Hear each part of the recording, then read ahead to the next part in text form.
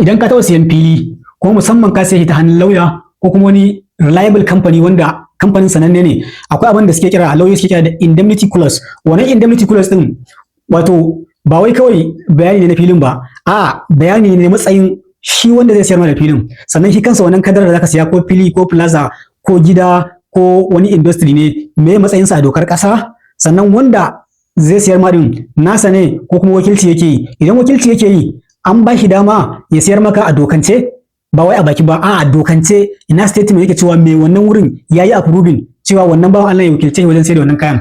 Duka wannan ya cikin indemnity clause. Sannan idan an ba shi dama shi din, sannan a dokance yana da capacity da zai iya karɓar wannan damar ya sai da wannan abun, wannan kadar, walau fili ne ko gida ko plaza ko shago ko wata ma'aikata ko ma menene a dokance. So indemnity clause shi yake fayyace title root, shi kansa wannan abin da zaka saya din me title ɗinsa, daga ina ya samu asali, gwamnati ne ta allocating ɗinsa ko kuma wato traditional council ne suka yi allocating ɗinsa. Sannan idan ma'ana dillalai ne ko kuma abin da ya shafi wato traditional rulers irin su dagaci ko mai unguwa suka yi allocating ɗin wani abun, shin a dokance an ba su dama su yi irin wannan abun?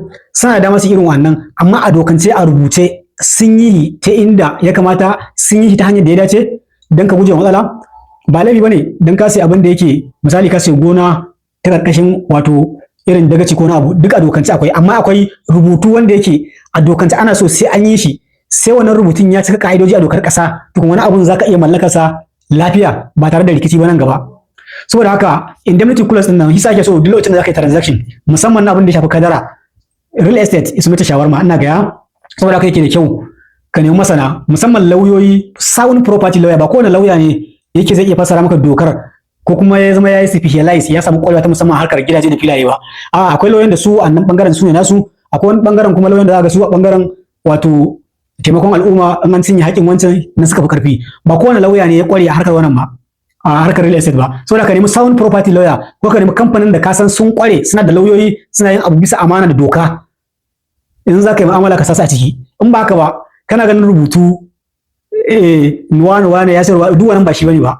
Akwai abubuwa da doka ta tsara in za a yi suna da dama, wanda kawai sai ka nemi masana su za su yi maka abin lafiya lau a maka cikin tsari ba tare da matsala ba. Idan ma shawara ce ta cewa wannan abun akwai matsala kansa, za a iya gaya maka cewa wannan abun akwai matsala kansa, saboda haka ba wurin zaman ka bane nan ka je ka nemi wani abun.